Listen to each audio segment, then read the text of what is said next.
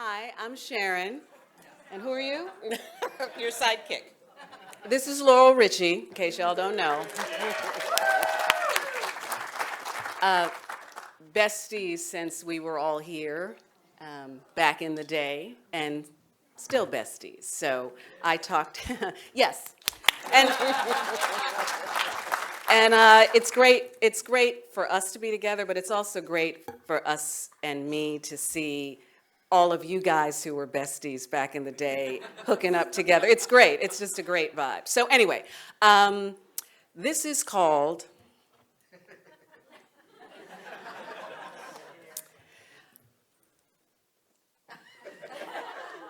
Second and Third Acts Later in Life. That's what it's called. I didn't do it. Telling our stories. So we're going to do a 20 or maybe like 24-minute cut of the documentary film that my husband made about my, going from being an actor for 30 years to trying to be a writer and all that. Trying. Successfully being. Thank you. But it is about the documentary is about the trying, right? Which is what's important, which is what we're going to talk about, like getting outside your comfort zone and going into second and third acts. So that's it. So that'll be about 25 minutes. There you go. See? Okay, that's right. This is the control part of it, the creative part, the control part. So it'll be about 20 minutes, which is a condensed version of this really amazing story, and I think a gift to have your husband tell your story as you're telling your story. Like, there's so many layers to this that are just fabulous and beautiful. And then we'll do a little bit of a conversation between the two of us, a couple of questions back and forth, and then we'll have tons of time for questions. So that's a plug to start thinking of questions so that it's not dreadful silence. And, you know, I'm just looking out, in addition to seeing all of our classmates, I see Grace Hill here today. And, you know, whenever I'm with you, Grace, your husband, Errol Hill, you know this, but he was Why we're here. why we're here, why we're talking together, why we're talking about where our life journey went. So we are always grateful for his mentorship, his guidance, and both of you being role models for us 45 years ago and still going strong. So thank you.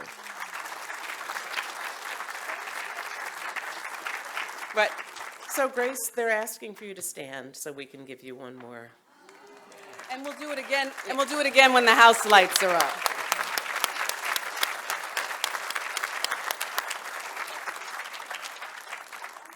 Okay, so I think we're ready to roll Yeah. film. That's all we have is pre-mumble. And I will just tell you that I usually don't watch myself.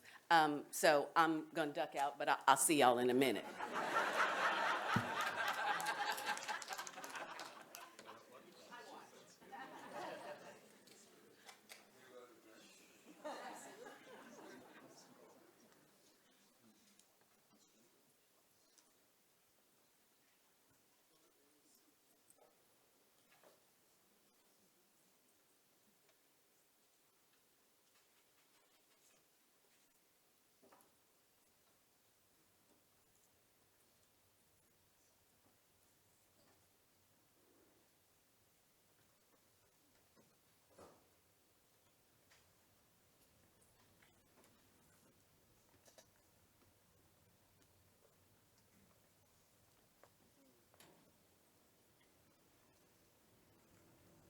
See, that big old coal furnace?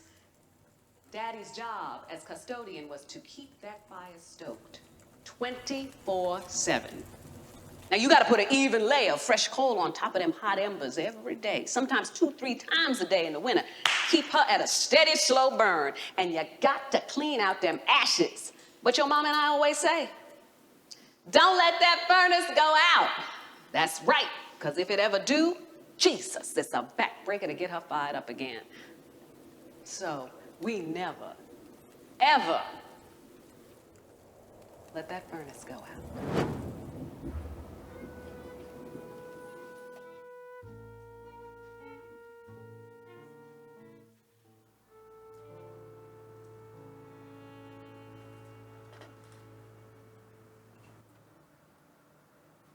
I'm Sharon Washington,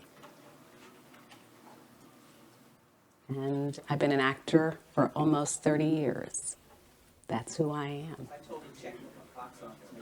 I would describe myself as a working actor, film, television, and theater actress. Never enough time.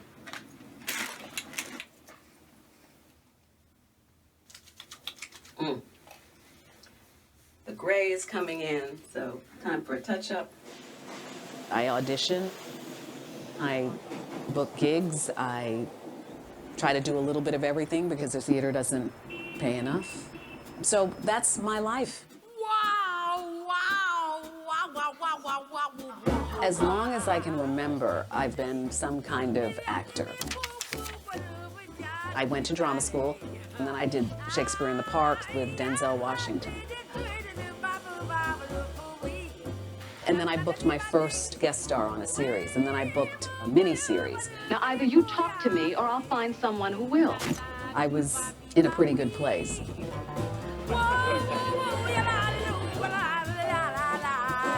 Muslims talk a good game, but they never do nothing.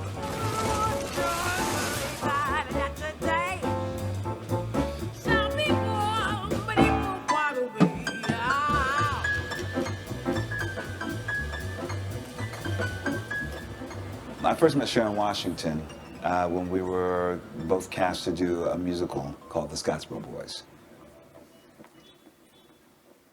We found out early in the first week of rehearsal that we both lived in the same building. And I thought it can either go one way or the other. Either we're not going to like each other and we're going to stay away from each other's floors, or we're going to really fall in love with each other. And we did the latter. She told me, I don't know, it was a conversation or something. She said, oh yeah, I grew up in a library. I was like, what? You grew up in a library? What? Well, like, how? And she, oh, there's this article that was done on me a few years ago, whatever. And so then I read the article. I'm like, you've had this profile done on you? This is huge.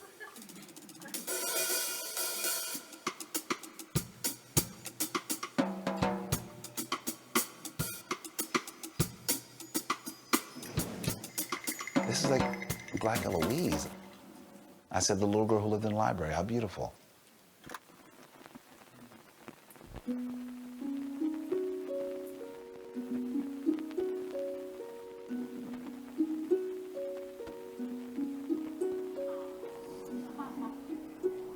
I remember details about the library, like I lived there yesterday.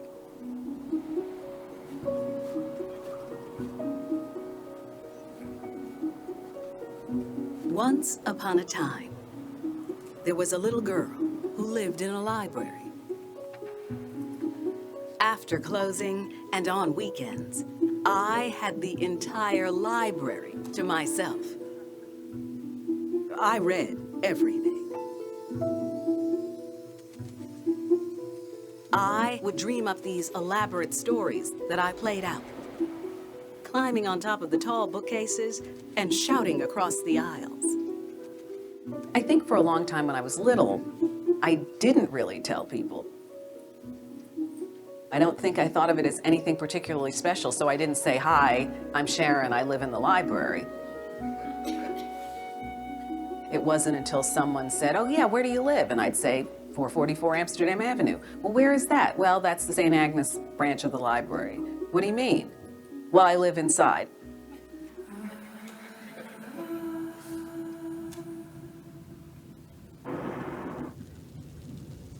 The furnace room was an enchanted cave where I could watch Daddy feed the dragon. Daddy lifts the heavy metal shovel and fills it from the coal mountain in the corner. Crunch. Then tosses the pieces into the hot furnace. Shush. Crunch. Shush. Back and forth, back and forth. I love watching Daddy work. He was like a knight from my blue fairy book. He's big and he's strong, and his shadow dances on the far wall larger than life. He stood tall between the terrible beast and me, and I wasn't afraid. My father was the custodian at the New York Public Library on 81st in Amsterdam. Back in the day in New York City, the men who shoveled coal, who took care of the libraries, they got custodial apartments for their families. I think there were 30 plus libraries that had these apartments. And my dad's job was to stoke the coal furnace. It had to be tended 24/7.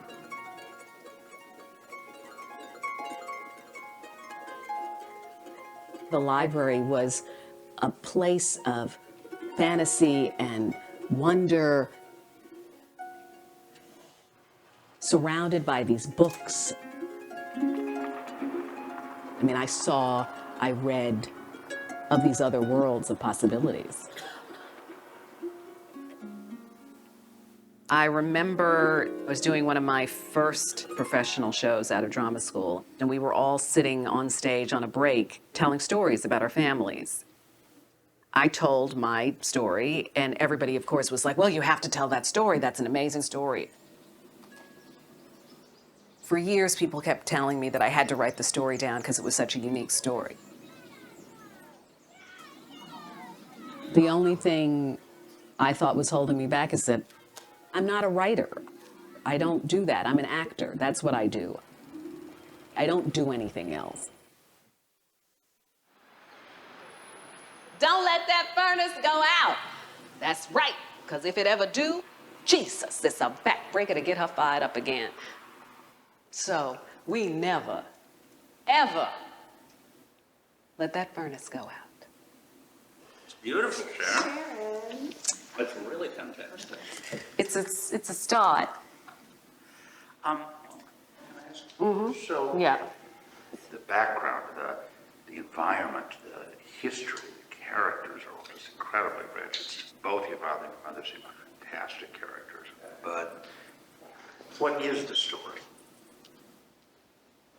I guess the story is, what is the story? The story is of this little girl who turned into me and what shaped that. I guess I guess I don't know. You know, the two things that are really striking in the material is the one, the fantasy of living in the library, which is a fantasy. But second, because it's your childhood, and everything in your child is a fantasy. Everything is a form of putting the world together in a way that's not exactly what the world is. You're sort of making something up. You know, I feel like you've dropped so many clues about your parents. There's so many clues that there's some kind of reckoning coming between the fantasy of living in the library and the way the world actually works. And you have to adjust and keep growing up. That's what it feels like it's coming. So, well, thank you. That is very, so I'm encouraged to keep I'm encouraged to keep going, so I will do that. Yeah? Okay. All right. Yeah. Okay. And I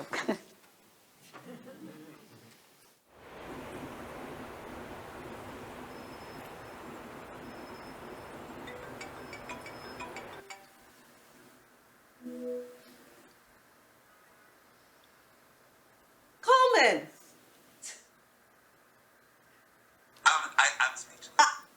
I'm speechless. You're speechless. I thought she was calling to give me notes. I was screening. I didn't even pick up the phone. She said, "Hi, this is Tracy. Just calling." And I was like, "Oh, hey, happy holidays." We chit chat. She says, "So, I love your play and I want to do the world premiere." Oh my God, this is so exciting. I'm so excited. She says she wants to talk to my people. I ain't got no people.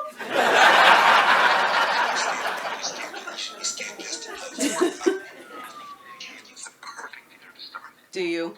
Okay. It's outside of New York. It's a small professional theater, but everyone knows about it. But it's perfect so you can work it out. Yeah. And I'll tell you this.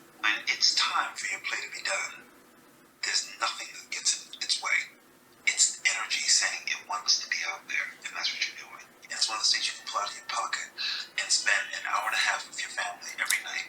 And what a joy for me. You get to be with your family every night and share them with people.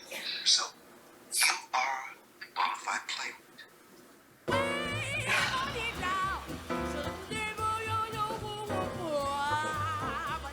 So when I got the call from Tracy at City Theater that they'd accepted the play, I said, but it's not finished. I said, it doesn't have an ending. She said, well, it will. We give you production, you'll figure out an ending. So I had to come up with an ending. This week has been rough. It's been a lot of rewriting. I thought I'd have it sort of, not locked, but, well, we tried to lock the script, but that didn't work. We had to unlock it again. It's all good. This is the process of making a new play. I get that, but, you know, I've never been in this seat before, so, boy, here we go. I'm gonna try to stumble through it. These houses were the color, I have a grammatical question. These houses were the colors of after dinner mitts. Is that right? When I woke up, can I do it like this? I don't know, I don't think so. Bacting. Bacting. No, it's all there. It's just excavation. Yeah. Get that little stool from the corner. Come on over here and sit down next to me. What did I do before? The night before the trip. Mommy washed my hair and gave it a hard press. And gave it a hard press that I was supposed to keep in for the whole trip. I did Mommy from down there, and then I got up. People are going to be so confused when only one person takes the bounce into this play. I can only hope.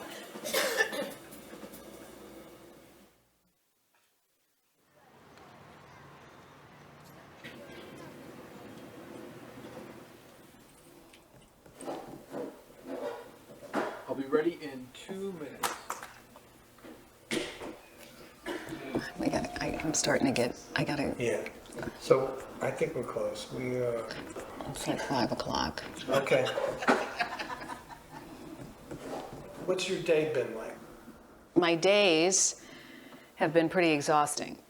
I've been part of a new play process, but I haven't been the playwright. So I'm used to getting new pages, but I'm not used to being the one generating the new pages. I was going to say cut the narration. For the first 2 weeks, it was fine because we were making some discoveries. And then I think what happened was I started feeling the clock ticking. My director, Maria, has been great, and everyone at City about, what do you need? Do you need someone to drill lines with you? And, you know, I don't want to be ungrateful, but drilling lines is good once I know what they are. In this production, you're going to see Sharon deliver a theatrical TKO. She will perform almost 20-plus characters in 80 minutes flat. It is a theatrical event unlike anything Pittsburgh has ever seen. Ladies and gentlemen, please join me in welcoming the one and only Sharon Washington. It's all starting to become real for you. The press is out. All the press is about me. In an apartment on the top floor. All of my insecurities came out as to whether I'm a writer, whether this story is worth telling. And what is the end of this play? I've made you sit through 90 minutes. What's the payoff? I don't know. The last 10 pages have been the toughest because that's when I have to face why I want to tell this story.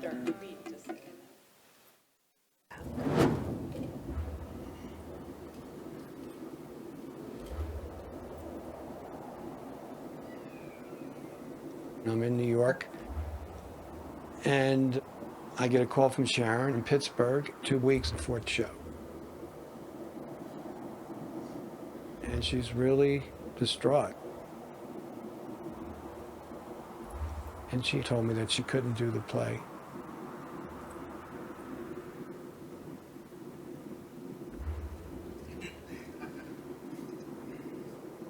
It's like, Sharon, do you know what you're saying? Do you realize what this is going to do for your career?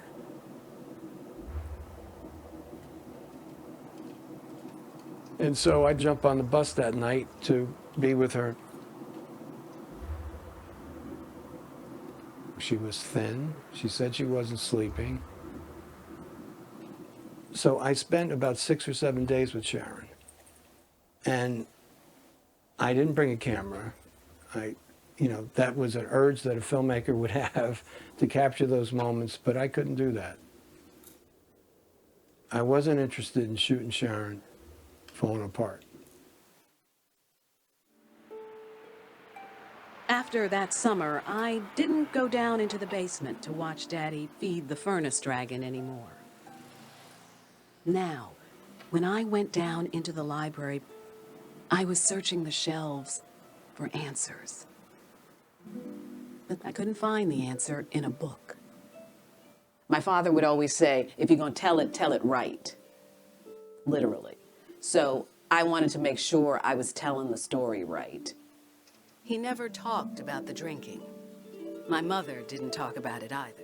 And then the ending came to me. I never really spent much time thinking about why my father drank.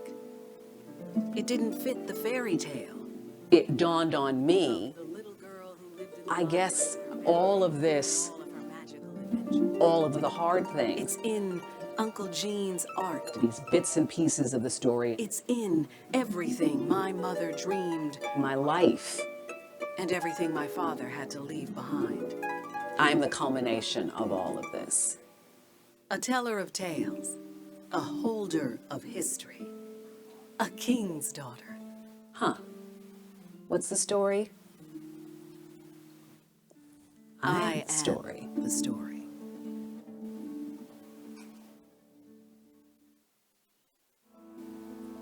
After closing and on weekends, I had the entire library to myself. My best friend Esther and I would create these elaborate stories that we played out downstairs in the empty library with some cadmium red and maybe just a little bit of black, and then with a small brush, tap, tap, tap. And for the first time in my life, the library, my library, was scary. She looked sad and scared and alone.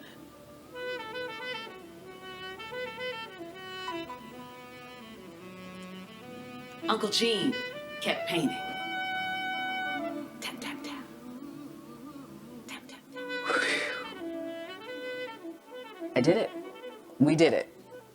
I can do this.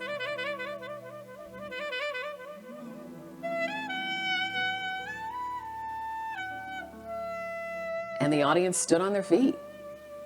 And you're like, oh, okay. So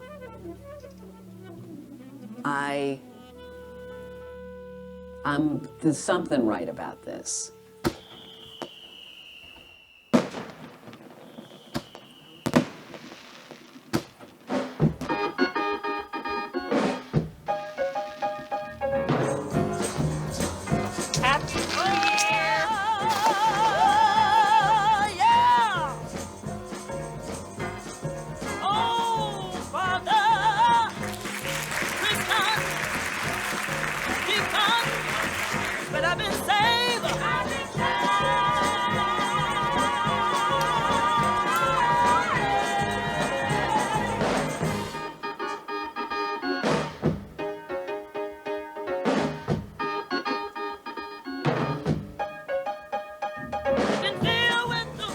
I was naive going into this process.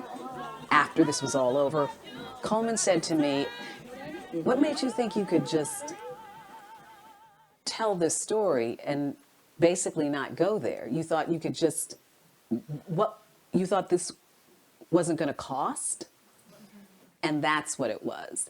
At what cost? I can tell this story, and it can be wonderful, and it can be all those things, but I was not prepared for the cost. For putting myself back into that place I was as that child all those years ago.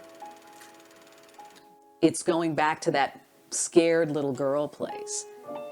That primal fear of what's going to happen, what's happening to this wonderful family unit. You know, we're marvelously made in that a lot of those memories, they're in there, but they're in little compartments, right? So that we can deal with it and move forward. So you're opening up these little boxes that have been closed for years and like, oh, yikes, that's the cost. you've opened up those boxes. Now what do you do? Do you close them back up again, or do you actually explore what's in that box?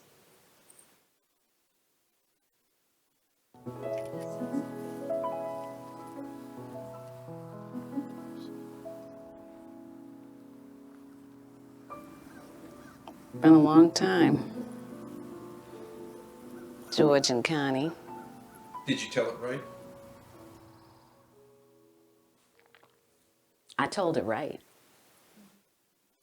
I told it right. Quitting time.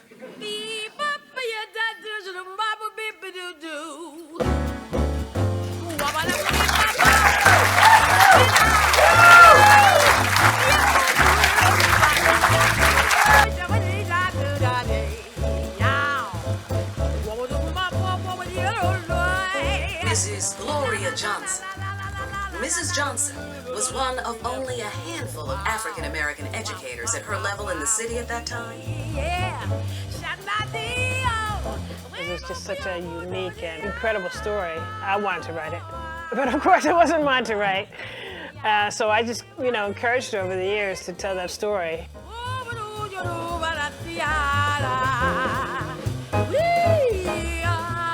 I am looking forward to what Sharon writes next. Yes. We were so impressed with this last play.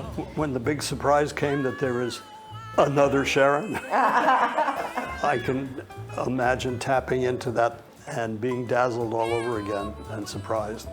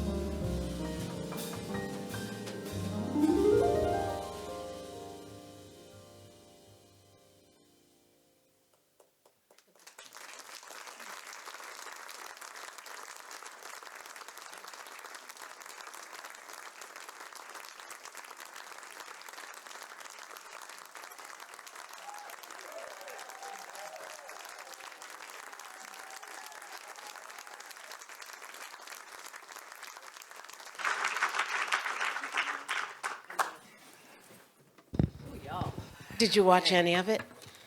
I peeked in the back. Peter let me sit in the booth in the back. This is a different cut, so I didn't know what was in the cut and what wasn't. So I thought before I came out, it's a different cut. It's a special cut for Dartmouth for the weekend, and I didn't know what was actually in this cut, so I did have to peek from the back. So I was in the back in the booth just to see what was there. It was amazing. I cried through the whole thing again.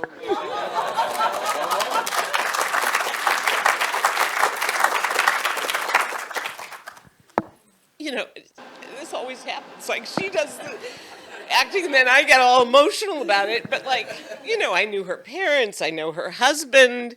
I remember calls and conversations. And mostly, I'm just so proud of you. Thank you. Right? Like, it's Thank you. Yes, it's amazing that you grew up Thank in the you. library, but what's really amazing is what you did with it.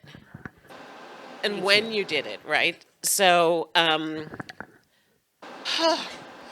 we have to call Chuck and tell him this cut is fabulous. Right, and from my husband, before we all leave, I have to take a picture of this audience because he's always worried about, did anybody come see it?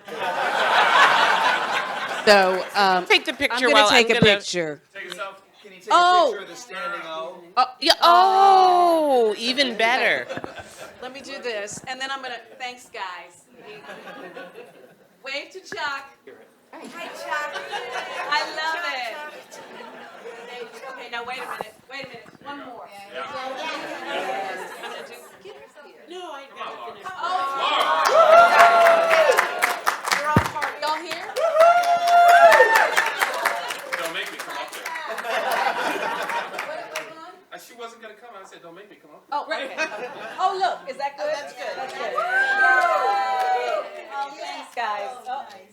Oh, he's gonna love it.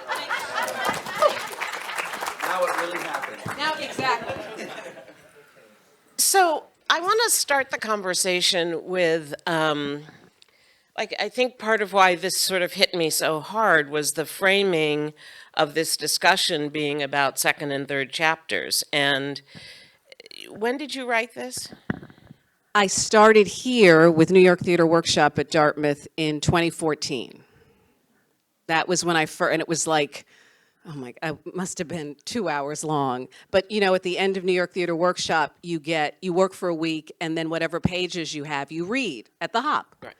We read at the Bentley, and the community shows up, students show up, and it's the first time I read it out loud. It was way too long. But that's how you find out what it is.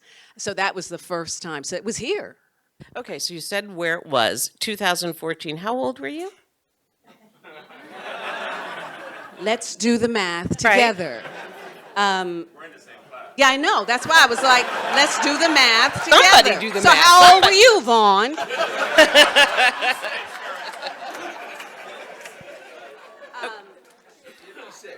Was I, how old was I? Oh, you were 50. You were 55. Okay, yes, I was 55. So, No, wait a minute, is that right? Yes, yes, that's right. yeah.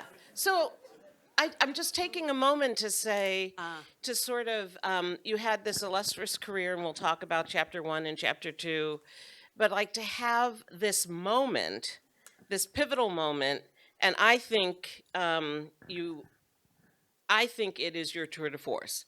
And I know you have more coming, but at this point in time in your 66 years, this is the tour de force. 65. Okay. I'm 6. Okay. But this is your tour. This is the tour de force, right? So, you know, talk about having, like, what did it take to go from the little girl in the library to having this moment that's your voice finding this whole new chapter, this whole new career at 55. So take us a little bit through, you know, you come to Dartmouth and you say, I want to be in the arts and I want to be an actor. And then, you know, only 30 years pass. I know, right? 35 years. Well, I think it really did start because when I would tell people where I grew up and so for decades it was, you have to tell this story, you have to tell this story. Oh my God, what? You have to tell this story. And at some point I thought, oh, I'm going to write the children's book, the story of the little girl who lived in the library. Wouldn't that be a great little book? And so that was in the back of my mind about writing that. I never thought it would be Feeding the Dragon, my autobiographical story, you know, because in the writing of it, what happened was the other stories, the other childhood stories, they started coming out, right? And as I wrote it, the 2.5-hour version that I did over in the Bentley, inevitably, when I would do it, people would say, well, that's really interesting about the little girl, but what was that with your father? They would inevitably go to the places pretty much that I didn't want to talk about, but those were the places that needed to be talked about, right?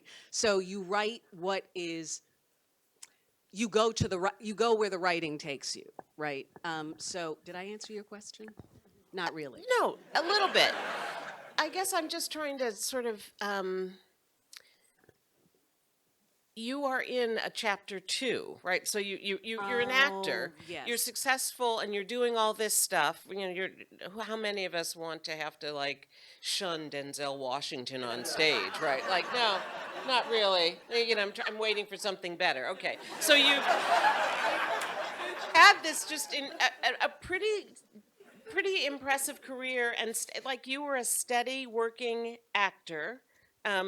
Definitely highs and lows, but you were a working actor, well-known, well-respected, I think achieving more than you probably ever thought possible, like living your dream. And then all of a sudden you do this pivot at 50, and now, like, you're a playwright. Yes, and I think again, it was necessity. I think, okay, I where the link is that I was working successfully. I was going from job to job. I was doing television. I was doing film, but I was doing the same roles over and over and over again. And I was telling the same stories over and over and over again. And I thought, none of these stories are like my story or other people's story, your family's story. Like I wasn't seeing the stories that I knew existed out there. So I finally was like, well, I'm going to butcher the quote, but it's like if you don't see, if the book you want to read doesn't exist, you have to write it, right? So that's literally what it was. I was like, I'm just tired of playing the same character over and over, the same, and some of them had depth, some of them were three-dimensional, most of them weren't. And I just felt like there was something better out there. And it was hard because I never thought of myself as a writer, but what I do know is that we are all storytellers. We all have stories to tell. And when I could grasp that part of it, that's when I started to think I could possibly do this. And it was really scary. Like I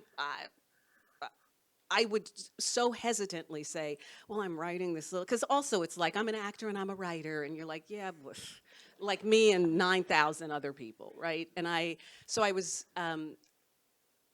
very respectful. I am very respectful of the craft of writing and of writers. And so that's how that happened. One of the moments I loved in this film, I love lots of them, but I love when it looks like you've just presented it to the creative team at the Public Theater, and like I can tell you've brought it. Like you're playing all the parts, the intonation, and you've got your dad's voice, you've got your mom's voice, you've got the little girl, you've got your uncle. So you have just given them, like, this is my best stuff as a first-time writer. And I thought he was so kind but pointed, right? Basically saying, this is beautiful, interesting, I'm engaged, but I'm sorry, just one little question. Like, what's the story? Like, how did you feel? Like, that was like, damn. Like, and I love, because you're like, the story, the stories, that's a good question. Yeah, I guess I don't know. I finally just had to say, I don't know what the I don't story know. is. And so how did you, obviously that was helpful because it unlocked stuff, but did you think, let me just go pack this up and give up this writing thing? Or did you experience it in the way that I think he offered it? I experienced it in the room in the way he offered it. It was what I wanted because I worked there so much and I trust them so much. It's Oscar, it's the public, it's Mandy, it's I've worked with these people on new plays, I've worked with them on Shakespeare, so I trusted them. So what I wanted from them was exactly that. But also, if he had said, don't quit your day job. Like, I literally wanted somebody to say, oh, Sharon, we love you. We got a job for you next season, but just, don't do that. That's literally what I wanted somebody to tell me. Am I on the right track? And just the reception, and you can feel it when you're in a room, and you can feel it even if you're not on stage. When someone's leaning forward, when the room is leaning forward, so I knew I had something, so it was the encouragement to keep going that I felt in that moment. Talk a little bit about how the conversation when Chuck, your husband, who's the filmmaker, comes and says, "I have an idea for my next film." How does that, like, are you guys in bed? Is it over breakfast in the morning? Like, how does he pitch his wife that he's about to do a movie of the most, like the most charged moment of your life? Like, take us back to how he teed it up. It was a slow roll, right? And because I had done, in 2010, I did a show, which is where I met Susan Stroman and Candor and Tommy Thompson, who is my co-writer on New York, New York. It's where I first worked with them. It was on a musical called The Scottsboro Boys, a Candor and Ebb musical. And it was, we did it at the Vineyard Theater in New York, and then we did it at the Guthrie, and then we eventually did it on Broadway. But Chuck always wanted to be, because I would come home from rehearsals for Scottsboro Boys, where we were creating this thing, and I would come home and I'd be full of this energy, and I'd want to tell him what the day was like. And he said, people have no idea what how the sausage is made, what goes into, because we'd come back home and I'd say we threw out this whole scene and then we threw it out, like we worked on it and then it went away. And so he had wanted to do a backstage of the making of the Scottsboro Boys, but he didn't have the access. He didn't have the access, right? So he kind of started saying, well, you know, I think maybe we can do, what he wanted to do was when I said I wanted to write this, he said, well, maybe what we can do is do like a, how the sausage was made. So finding me here at Dartmouth, how it got started, recording me, so we start with me writing it and we end up with me coming through the curtain off Broadway, right? That was his original idea. Two things, because of union regulations, a lot of the footage, equity rules, the footage can't be used, but also it's really expensive. Like you have to pay the costume designer and the lighting, like you have to pay everybody on the technical team, which is right, it is there, but it was just for an independent filmmaker, it was too much. So we didn't do that. And then, things started to fall apart, or the emotion. As I was discovering the story of what I was telling, he was discovering what the documentary was going to be. And he started to follow my journey of how it was affecting me, how telling this story, the cost, because he was seeing it, right? So that's how it developed. So it was a slow, and there were times when I was like, you got to get that camera out of my face. Not today. Yes. Oh, he knew my dad. He knew everything. Oh, absolutely. Pretty much. Well, what was, as her friend, watching it, like I remember you describing it as, I'm going to write a children's book, because in some ways it's the perfect children's book, library book, right? So it started out as this, sort of skippy little, I'm writing a children's book and I'm going to get an illustrator, and almost not a heavy lift because there aren't a ton of words in a children's book. So it felt, I remember when you first said you were going to do it, I thought, it is a great story, perfect for a children's book and perfect for a first-time writer because the scale of it, and it has to be good, but it doesn't have to be overly sophisticated, right? Like it just felt like that's a good first start. And then I could just, it's not like I was reading versions of the script, but I could tell it was just getting a little heavier and a little more, it became, the gravity of it, I could see it coming, but I also could see that you went there, right? You didn't, it was almost like once you got on that conveyor belt, that story was going to be told.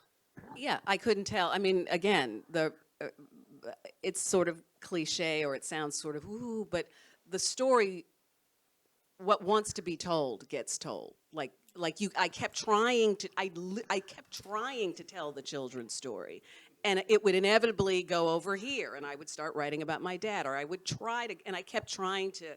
So I was like, well, finally, if I'm ever going to get this children's book written, I got to get this version out first, because it's never going to happen. So.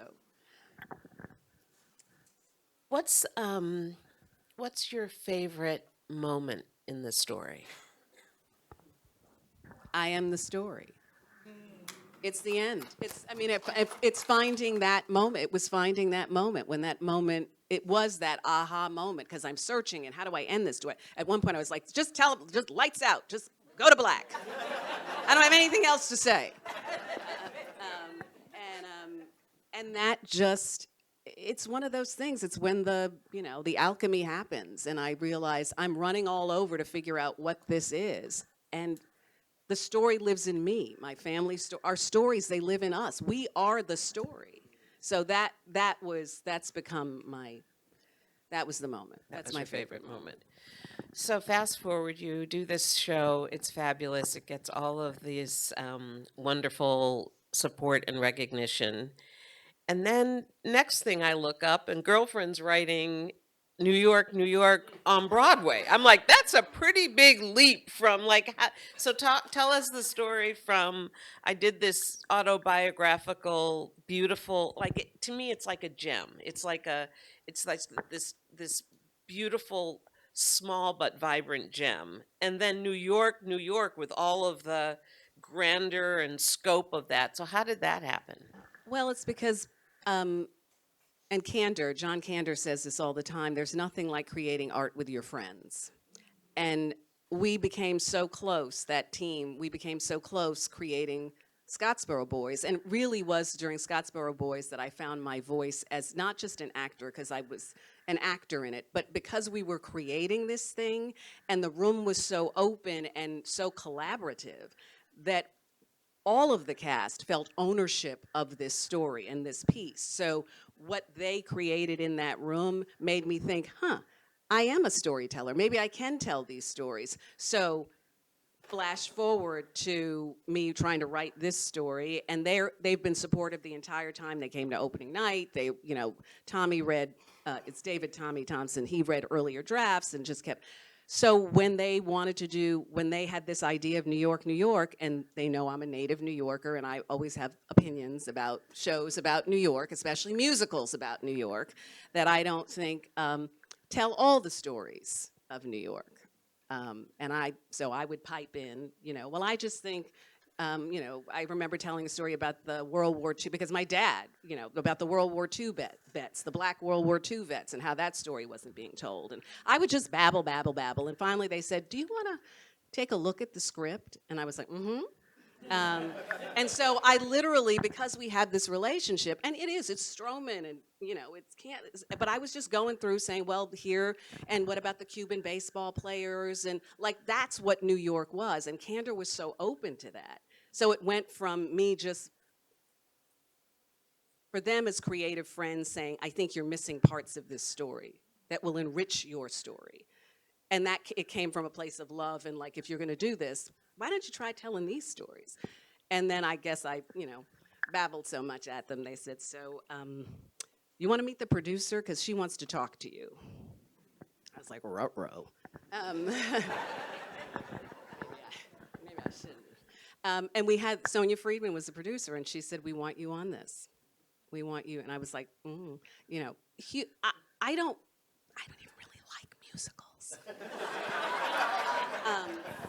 So to go from then, they would laugh at me all the time because they'd make all these musical theater references, and I was like, well, I have a few friends who would probably know those references, but I don't. So that's basically how it happened. I mean, I've been fortunate to work, I worked with Coleman, I worked with friends, right? That's, anyway, should we? Yes, but I just have one more. So what's next, right? So the children's book. Yeah, I'm under contract with Scholastic, and we just got our illustrator, and hopefully we will announce the publication date they take forever. I had no idea, illustrating a children's book, and so I think they're going to announce in winter of 26, and hopefully it'll either be fall 26 or spring 27 for the children's book. And you're also doing some other writing. What am I doing? You just said that you had written a piece? Oh, the short film? Oh, no, but the short film? Well, with Tommy, yes, with my, because we write well together. So it was an idea we had for a short film. And in the beginning of this, you see Edith, which is Edith Productions, which is Coleman Domingo's company.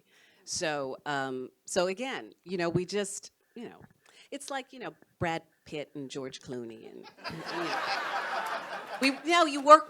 you work with who you have shorthand with, who you trust, who you have similar tastes and ideals and ideas with, and who you can be honest with.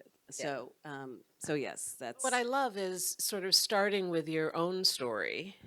Then you go on to New York, and write with this incredibly accomplished creative team in a genre that isn't, but isn't your core. And now doing writing beyond your own story. And to me, I look at that and say, you're a writer. You know what I mean? You could almost say the first story was telling your own story, and we all can tell our own story because we've lived it, right? And yours was an amazing story and beautifully written. But what I love is I feel like now you are as much a writer because of these experiences as you are an actor. And that's, I don't know, I think that's pretty, like, you always talk about people having pivots in their lives and in their careers, and I just think, to you, it sort of rolls off like, oh yeah, I wrote a documentary too. Yeah, and I've got, every time I talk to you, you're off at some writer's confab conceiving of some other new thing, and like, you go, girl, you're a writer. Thank you. Thank you. And before we open it up, because I want you guys to talk, but I think, the breakthrough was owning my story. And what that did was make me fearless. If I could make it through that, I was like, bring on New York, New York, what y'all got? Right? No, seriously, like, what can you say? Like, because I was out there, you're out, like, I've been naked. Like, really, if you don't like this, what I've written for New York, New York, then you don't like it. I'll write something else. But it's not as precious. It's not as close, right? So now it's a little bit of fearlessness, not, but enough fear because you need a little fear, right, to go to those places, right? So anyway, that's I want you guys. Is that good? You guys can talk if you want to talk. We'll do 1 and then 2 and then 3. Oh, and then I can't go beyond 3 because I'll forget the order.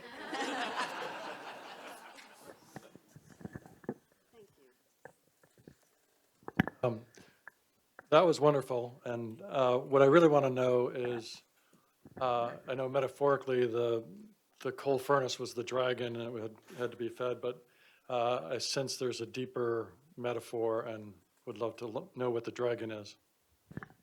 Great question. Yes, the 80-minute version of the film, which you all, there's cards out front. If you're interested, you can see the full film, also hear the audible recording.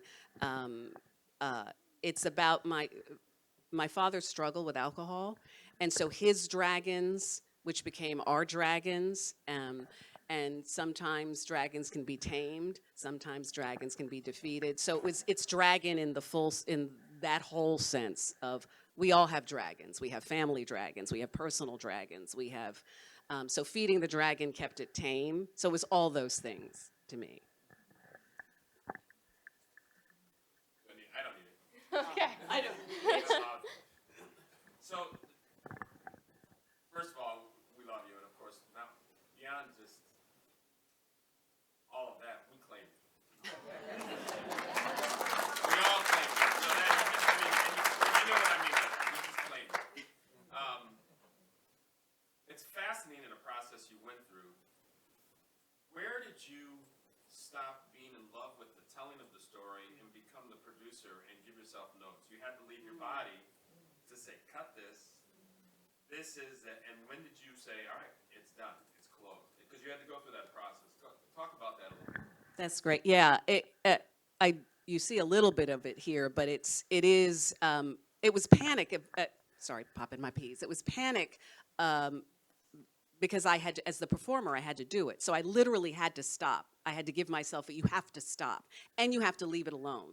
Like you, the performer, Sharon, has to do what the author, Sharon, wrote without editing, because there's the ability of, while you're in the moment, I never did like the way that sounded, maybe no, you write what the author wrote. So there were different moments, and that's where it helps. It's essential to have a director, that third eye that you trust, because they're the ones who can see outside of you and say, that's fine, stop tinkering with that, or maybe shed a little light on this thing here. But it's different. You're right. There's different phases, and it was at one point, and it's in this where I say, he's got to stop. I can't. I have to learn my lines. Like I literally just have to learn my lines now. So you were able to stay and be the actor longer, and your director was the producer. Yes, in the beginning. Yes. Okay. Yes, in the beginning part of the process, and then I felt the clock ticking of like, okay, I know we have time, but we got tech in a week, and I'm not sure what the end of this is. So yikes.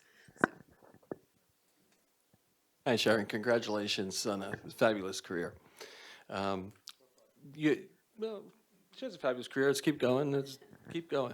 Actually, which leads to my question now, the duality of your career right now.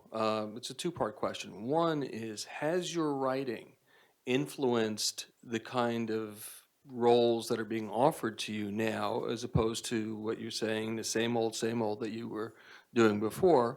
And two, is there one or the other of the duality that currently excites you more?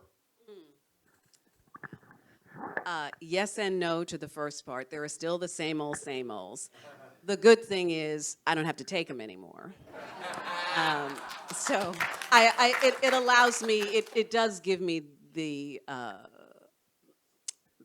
ability, the blessing to say no. If I've done it, I'm not, I'm my, 15th lawyer who has nothing to say except blah, blah. It's just, I'm not doing that anymore. So yes, it has, and I know when scripts are really bad.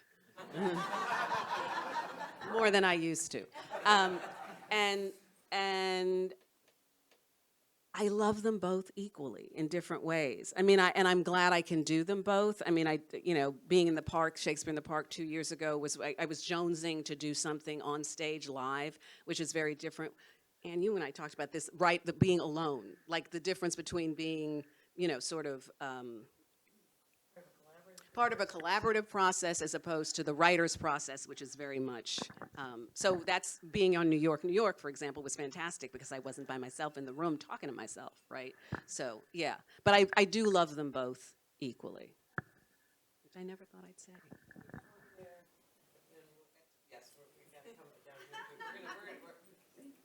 Yep. No, we're good. Who's watching time? Okay. Hi, Sharon. Love you, love you, love you. You have given us so much joy today to, yes, claim you. And I have a two-part question. You can choose to answer one or both. I'm going to put on a little bit of a clinical hat. Okay. I'm a doc. So as I'm hearing you and as I'm hearing you sort of process and get to a place where you felt like, I can't. Our stories are never about pathology. They're our stories, they're our lives. But I wondered if there was a moment where you felt like, I really could use someone to walk with me through this as I'm processing something that needs to come through me. So that's one. And is there more you want to say? If you were to write this now, is there more you want to say? We started the morning, for those of us who were in the memorial service, we heard Wade talk about both and. And so we've lived a lot of life, and the longer we are here, the bigger the both ands get. And so I wonder about that. So maybe that's three questions. All right.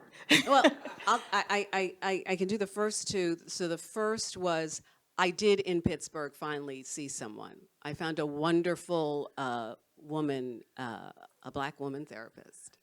And she said to me, first of all, I can't believe you're doing this. And that you've never, well, of course you're having a breakdown. You're doing this, and you've chosen to open these boxes and go into this in front of the world. She said, so she was really helpful. She was really helpful. And she said, it was like a week before performances. So she said, how can I help you what can we do? And she said, she said, make a promise to yourself. So those boxes that you open, she said, you can sort of close them back for a little bit, but you just have to make a promise to yourself that you will deal with that. Because if you don't, and you've made that promise, it's going to be worse. So just for now, just I will deal with it, and I've opened these, and so that's the promise, and that's how I got through the first iteration of this. So yes, and I very much so. But we, and I'm going to we as Black and brown people sometimes don't think that's available to us. We don't do that. We don't air our dirty laundry in front of people and talk to folks outside. We just, we go to church. And there's a role for that, right? No, absolutely. I mean, that's what my mother would have. You know, my mother, in the course of the film, I talk about her. She was probably depressed, as we know, suffering from depression. But she went to church, right? So anyway, that's the longish answer to yes, I did. And what was the second one? Oh, yes. Oh, and I have lots of stories, and I know I'm not going to do a solo show anymore, so forget it. But all of the stories live in other of my writings, right? So the film that I just finished, or the play I'm working on, all of those stories will live elsewhere. I would say, as your friend, I felt when you finished this, it felt complete. It didn't, and even with what it called up for you, when it finally went up and opened, I could tell that you had told this story fully. And maybe there are others to tell, but I don't think there was any, I think that's part of the reason it was so successful, and I think it's also part of the reason that you could move on because it was complete, and once all of that was done, you could then go do the work that you had said, hold on, because this piece of it had been completed. I could write the Yeah. children's book Right. finally. Yeah. Right. And you had the courage to self-examine, and that's a game. Yeah. So that releases you to do everything, and I'm so freaking proud of you. I can't believe I got to be in the show. Did you see yourself? You were in the working. That's why I'm sorry, everybody. We were in this show working together. You're right. Yes. There's a question. Well, there's a gentleman in the red, and then there's a gentleman right here. We're right there. So the red, and then the blue. Sorry, I don't have my glasses, so I can't see who you are. I can see very large color schemes. I think we're in the same boat. My question is, you seem to have slid into out of your comfort zone to start this process. How did this process grow you as an actor, and then how does it inform you as you move forward into screenwriting? I go back to the courage and stepping out of your comfort zone. So I know what happens when you step outside of your comfort zone and you try something new, different, for all of us, right? It takes courage to do that, but if you can, it stretches you. It stretched me so much as an artist. So I see things differently. I process things differently. Certainly as an actor, I hear things differently. I approach the script differently. It's just opened my world to things that, especially as an actor, we're trained, drama school, and we're all sort of on this one track. I got to do what I do, and I got to, the next role and the next role. This kind of cracks that wide open. So it's been pretty great. And I will say and since we're talking about second and third acts, my first Broadway show at 50, then writing New York, but also from 60 to 65, I've been busier than I've ever been. And as an actress, as a Black actress, that's crazy.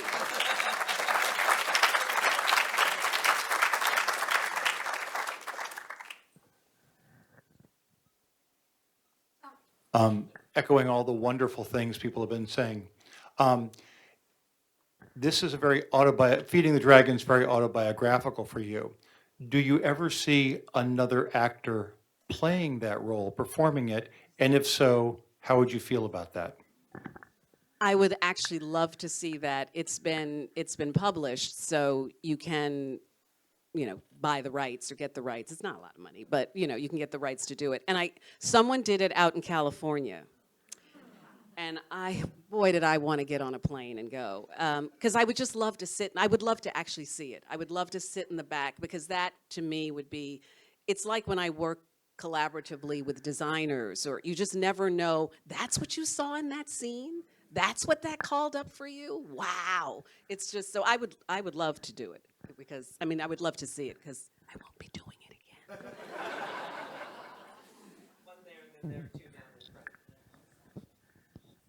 Thank you. This certainly continues the TED Talks from yesterday, and somebody blurted out entering the cave, and the cave can be dark. And I will just take a moment and say, you hide your secrets. It's not just the black and brown people. I hide my secrets. I think everybody in our class hides our secrets to some point. I want you to give us some insight in reaching out to your friends for the help when you needed it. And I can't remember who it was that got in the car on the bus to come help you. My husband, yeah. Okay, I missed that. But the point was, we all need to call for help, but we all need to go through the cave, and we don't have to go through alone. Can you talk about how relieving it was to have either your husband, who supported you through the whole process, or your friends sitting on the stage with you, calling up and saying, how are you doing? Because as somebody walking through the cave, it's really helpful, but I want to get your input from the story that we just saw. Sure, absolutely. No, they become, when I was spiraling out of control, right? It does feel like you're sort of in this, like, I need something to help pull, because I just can't even get my mind focused. So it would be this one. It would be Coleman, and actually my husband called Coleman, because at one point I was so like, and called you to say, he's my husband. So, but he was like, he needed to call in. He called in the troops, right? Someone who could actually, and at one point I wasn't the therapist that I met. It was my actual medical doctor who I called, and she heard me. She heard in my voice, and she said, Sharon, you can't even hear, you're not even hearing me right now. Like, so she actually prescribed a little something. She said, because literally, and it was really interesting because she said, and I was like, I don't want to take this, I can't, I got to perform. Like, I was all like, and she said, you can't even hear me. There's so much noise going on. I can't even help you because you can't hear me. So reaching out to whoever you need to reach out to is, oh yeah, don't do it. Don't do it alone. And those voices come, and they are like balm through the dark, right? There's suddenly, like, I can hear okay, right, I know what that is. I know that voice, and I know that voice. And they help you. It's like a little ladder. I know that voice. I know that voice. I know that voice. Oh, okay. Okay. Now I can get back out there again. So yes, very much so. To me, I love when Chuck says he got on the bus, went to see you, and when he says, as a filmmaker, he knew this was a pivotal moment in the film, and as your husband, he just had to put that down. And I mean, like, if you ever want to know, in my opinion, the definition of love, that's what it is. Like, he like, I don't know how many months, years of work he had put into this film. He's at the moment that is the story of the film, and he just has to put it aside because it's his wife, right? And the other thing I love about Chuck is he knew to get on a bus, and he knew to call Coleman, who could be your artist. As an artist, you two could have an artist to artist. And I was just to say, girl, what do you need? I'll come, I'll talk to you, I won't talk to. So he also had the presence of mind to know that he was going to do a lot, but that he needed help helping you. And I just think that is, I'm glad that it's love, right? And it's lovely that you, I think, let him tell that story, tell your very personal story, because I think it's a love story. And it's really, really beautiful to see.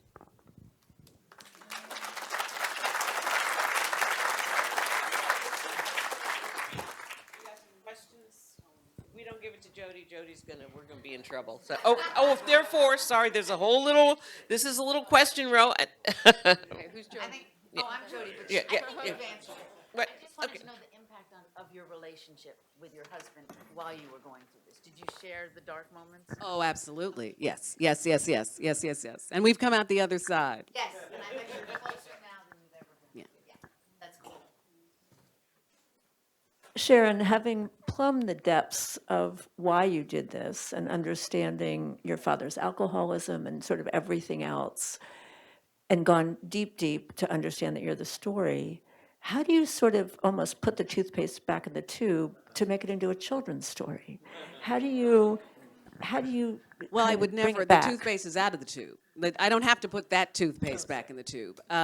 It's a different. Now I can tell the story of the because it was a fairy tale. Like I'm just telling a different version of the story. And this version needed to be told first to allow me to tell that version. So I would never put I couldn't put the toothpaste back in. So now I'm just telling a different, and there's lots of those stories. I mean, we have so many stories. So, and they couldn't fit in a 80-minute film or a 90-minute stage show. So there's opportunity to keep telling the stories. Thank you. Thank you. Sharon, James and I having had the honor of seeing this last year in Westchester County, and meeting Chuck there with you, and knowing that we can thank you, Laurel, for being who you are in Sharon's life, and that you are sisters. And is Coleman here? Because no. He's 'Cause here in spirit. he most I certainly. think he's on Richard Branson's private island or something. I don't know. To thank him, please thank him for us, because the relationship that you two have is closer than most brothers and sisters that I know, who love each other deeply. But the rest of this, Laurel, your response was our response because of the depth that you take us to, Sharon, and sharing your life through this incredible piece. And I just have to say, and I believe that everybody will say yes to this, that you make everything that you're in better because of the way that you fully occupy space in each role. And I think that is because of the way that you know yourself. And this is a reflection of you knowing and accepting yourself, your beautiful self. And thank you, Vaughn, for saying that we claim you, and you are such a prize for us to claim.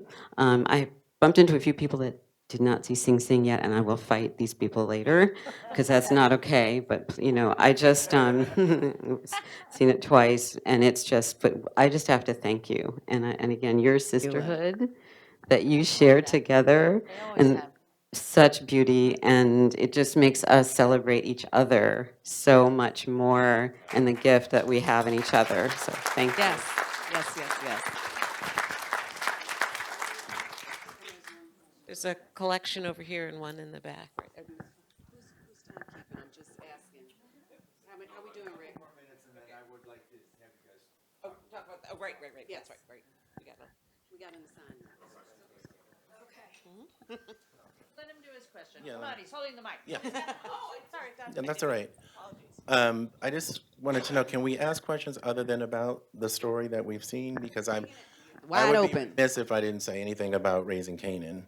And what did you draw upon for that character is so powerful? Your complex relationship with your daughter in that series, your complex relationship with your grandson. I have seen that grandmother in my own life. So I'm just wondering, what did you draw upon? And the second question is, what role would you like to play? What is on your bucket list role to play? Wow. So Raising Canaan, there's it's on FX, right? Max. Sorry, see. So there's the Power universe, which is Power Book 1, 2, and 3. And so Raising Canaan is Power Book 3. And the main character is a woman who's, we would call her, Rock is, she's the head of a drug empire, right? So I've played her grandmother for the last 5 seasons. For the last 2 seasons, it's been very much about our relationship. And it's really about, it's like a Godfather. So it's like the relationship of the kids and the dysfunction. And anyway, it's been a great role, and it's been really fun. And I just draw on my family experiences. I mean, not, we weren't drug dealers, but I guess it's the commonality. When you do any of these characters, it's we all know what it's like to have, or we know somebody who's had a dysfunctional parent, or a strained relationship, or you just take that stuff and you just expand it. And the writing is, the writing is really good. No, no, no. Those are the showrunners, because they have a very particular way they want the seasons laid out. So, so it was great fun. And number two, I just played in a podcast, Gertrude and Hamlet, and I had a blast. So I think that might lure me back on stage. I'm not sure.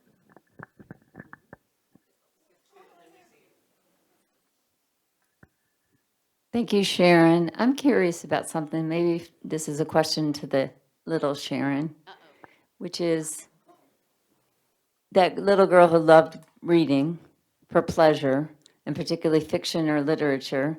Do you still do that? And how has that been a part of your creativity? Do you make time in your life to read?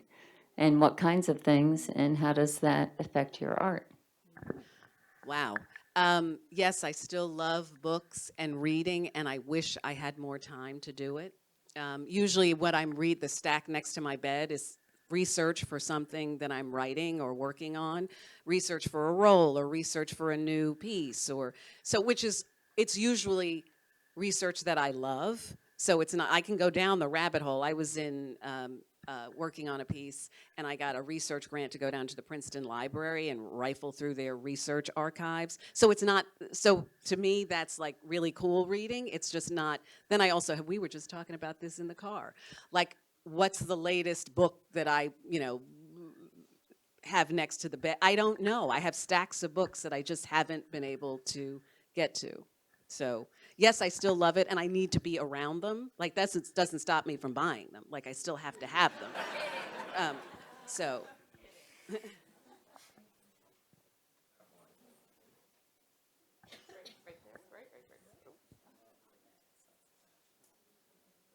So from the other Jody in our class, I just had two things I wanted to say to my classmate back there who was brave enough to talk about when you need help and how do you get that. One very effective tool for all of us is to identify your friend patrol in advance and let them know they're part of that. So when you feel like you need help, they know what that's about. They know how serious it is, and they're already there, people that you trust. So I highly recommend everyone have a friend patrol.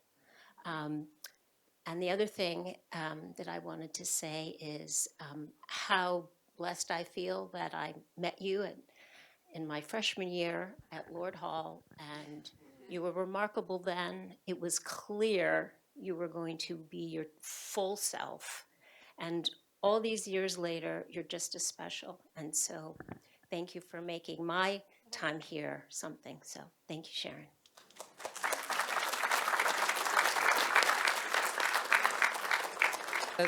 That'll be our last question, and we'll talk a little about that. Hi. I want to express how much of a blessing you are. And when you are a blessing, then the blessings come from the universe to support your process. And the dysfunction calls to you so that it can get healed, and so it can heal all of us as well. And what I'm about to do is pretty scary, and I've had a one-man show musical about dysfunction for 15 years, and I haven't been able to have the support to bring it to the level that you've just brought this.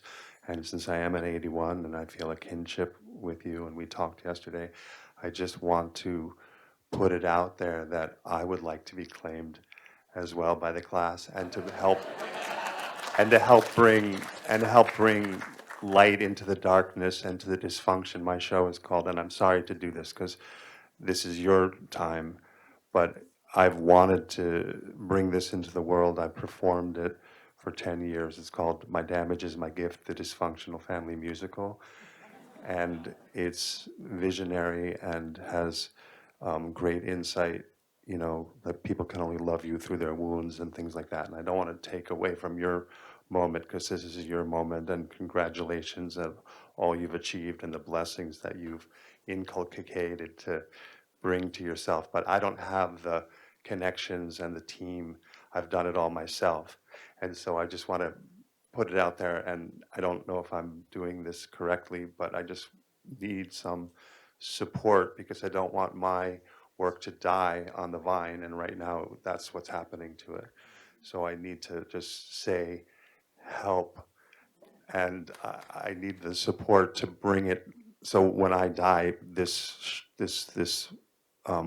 work doesn't die with me.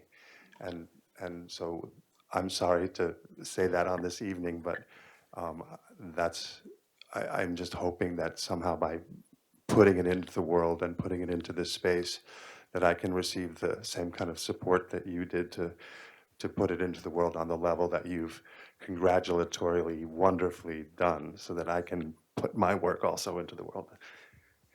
Thank you for sharing that. You know, I would, this is kind of a nice segue to just giving you a little bit of an update on what's happening at the Hop. But to me, that exchange is the power of art, right? Because art touches us very deeply, and we often see ourselves in the work of others.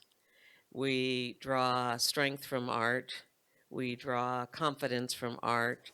We reflect upon what we see and experience through art. And so I am 100% sure that I speak for Sharon in saying that the fact that you would be moved to share what you just shared and ask for what you just asked for is why she became and dedicated her life to being an artist, is to move people and to connect with people and to engage people. So from my mind, this is like a beautiful full circle moment. And I thank you for sharing, and I'll sign up to be, I'm a good support. Like one thing I do really well.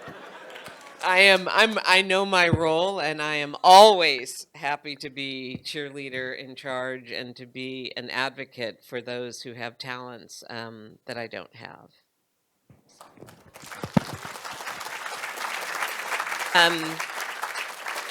And I'll give you two quick things on the Hop. So we are under construction and reimagination. It is going to be like we're now at the point in the project where I can say with 120% confidence, it is going to be spectacular. Yeah, it is. It is really, you know, the things we know and love, Warner Bentley's Nose, the cafeteria, and French fries. Spalding has been updated. The Film Society will still be there. The acoustics have been updated. There were some funky things happening. There's some accessibility issues that we have resolved.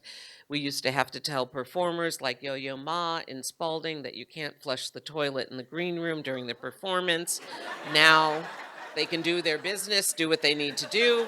So it has received an upgrade. The music classrooms are being updated and refurbished kind of on the back half of the Hop. And then on the front Hop, the new Daryl and Stephen Roth wing is nothing short of amazing, right? So there's a new recital hall, because one of the problems the Hop had is if you had a performance in the top of the Hop, you couldn't have a performance in the Moore. If the symphony orchestra was rehearsing, there was no space big enough in the Hop to rehearse, so they were using precious on-stage time for rehearsals. So now there's a new recital hall that has these drop-dead gorgeous views of the green. That is a recital hall for the symphony orchestra. It can be scaled for smaller chamber music. It is acoustically state of the art, because 60 years ago we weren't doing things and producing things the way we do. So there's a new recital hall that sort of sits next to and in concert with the top of the hop. The top of the hop has also been refurbished, discovering beautiful wooden floors underneath. So those have been unveiled. We've closed the stairway that went from downstairs to upstairs because it used to cut the room in half. So every time you did a function, it would be like, are you on the left side or are you on the right side? There's a bar in the corner now.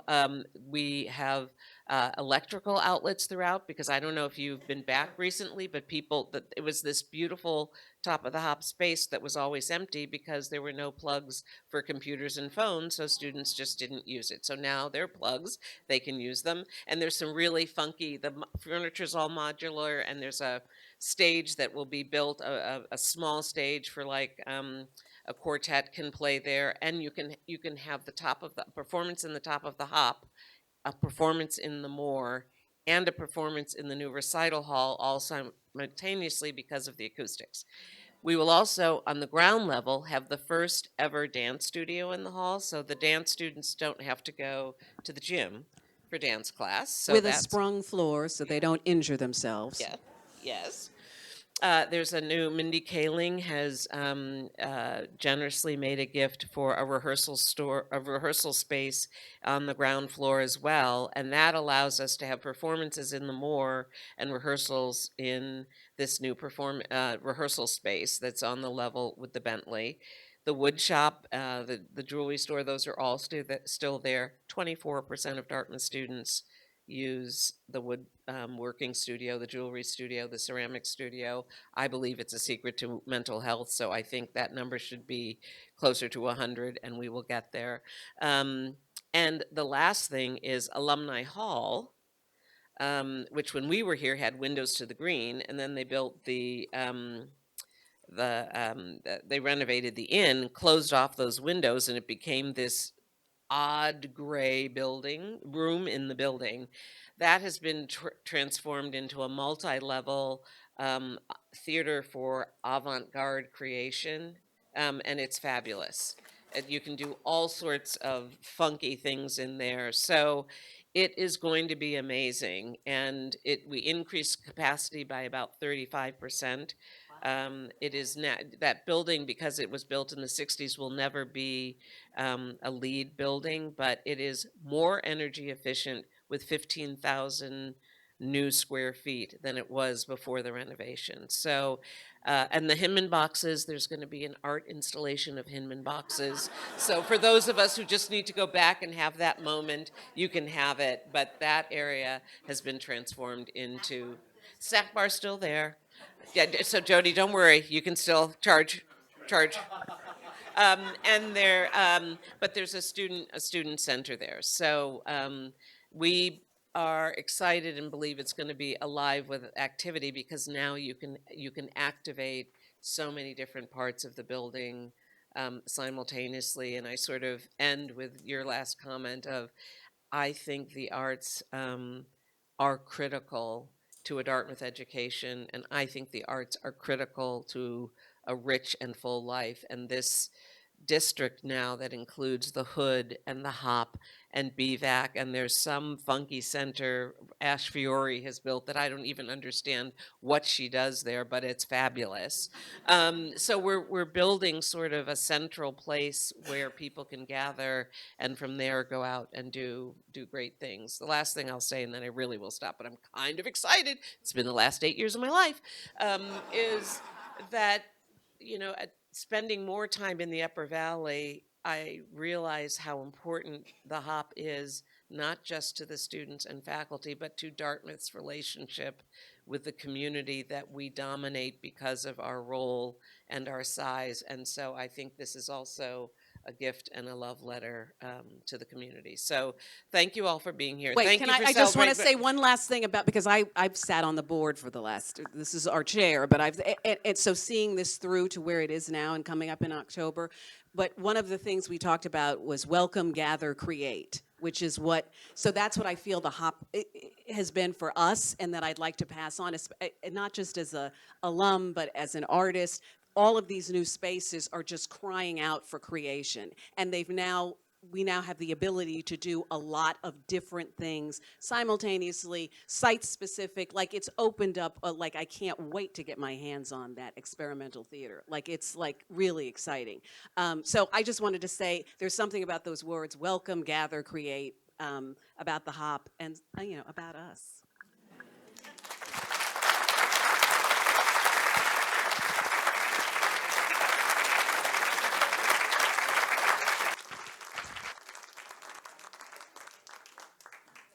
I was just going to say a big thank you for both of you again.